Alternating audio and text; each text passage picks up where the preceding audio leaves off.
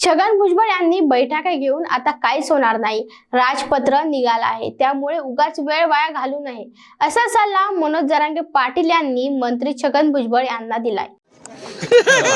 पाटील रायगडचा दौरा कसा असणार काय सांगा?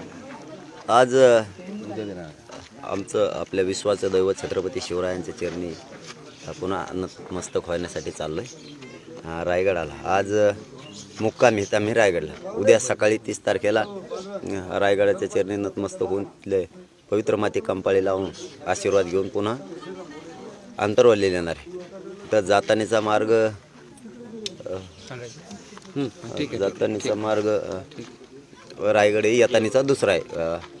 बरं रायगडच निवडण्यामागचं कारण काय आहे? तुम्ही शपथ वगैरे घेतली होती का? काय नेमकं कारण होतं की तुम्ही पुन्हा रायगड? नाही, मी तो कायदा बनल्याच्या नंतर दर्शन घ्यायला येईल म्हणून मी आता दर्शन घेण्यासाठी चाललोय। तुम्ही म्हणाले होते की ज्यावेळेस आरक्षण मिळेल त्यावेळेस तसंच गुलालाचा ट्रक घेऊन लोणावळ्यापर्यंत आणि तिथून पुढे रायगडला जाणार असं म्हणले होते। या कायद्याच्या मार्फत हे जो कायदा काल बनलाय, अधिसूचना निघाल्या, याची अंमलबजावणी झाल्याच्या नंतर आणि याच्या मार्फत ज्याची नोंद मिळाली त्याच्या सोयऱ्याला एक प्रमाणपत्र मिळालं की मग विजय सभा घेणार। जाहीर सभेचं काय? विजय सभा घेणार, आता ते सांगितलं। विजय सभा कुठं रायगडाच्या ते मी वेळेवर डिक्लेअर करणार। पाटील अधिसूचना निघाली ती, आता तुम्ही बोलला गुलालाचा अपमान सरकार करणार नाही, सरकारने आता काय करायला हवं, काय काळजी घ्यावी? अगोदर हे सांगतो, बरं झालं तुम्ही विचारलं, अगोदर हे सांगतो की सरकारनं त्यावरती म्हणणं मागितलेलं आहे।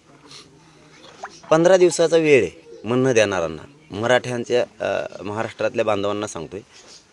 माझं असं म्हणणं आहे आणि विनंतीसुद्धा आहे सगळ्यांना, जे अभ्यासक आहेत आरक्षणाचे, जे तज्ज्ञ आहेत, ज्यांना आरक्षणाच्या कायद्याबद्दलची, घटनेच्या कायद्याबद्दलची माहिती आहे, घटना अभ्यासक आहेत आणि कायदा अभ्यासक आहेत, ज्यांना आरक्षणाच्या बाबतचे बारीक खचखाळगे माहिती आहेत, या सगळ्यांना विनंती की तुमचं म्हणणं तिथं मांडा। हा जो सगळ्या सोयऱ्यांचा आता कायदा बनतोय, इथं तुमचं म्हणणं 15 दिवसात तिथं मांडा।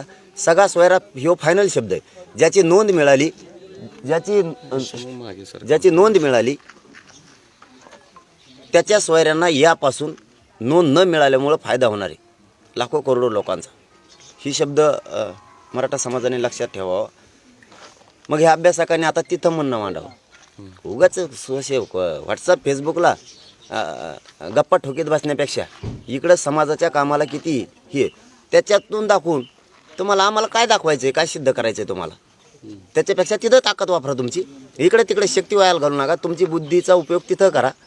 तो शब्द फायनल राहणार आहे सगळ्या सोयऱ्यांचा, कारण त्याच्यातच महाराष्ट्रातल्या मराठ्याचं कल्याण होणार आहे। फक्त याच्यात तुमचं आणखीन काही म्हणणं ॲड करायचं आहे का? महाराष्ट्रातल्या मराठा समाजाने हे लक्षात ठेवावं की मी त्यांना आव्हान केलेलं आहे। तुमचं काय म्हणणं मांडायचं आहे का तुम्ही तिथं मांडा, म्हणजे आणखीन तो कायदा मजबूत होईल।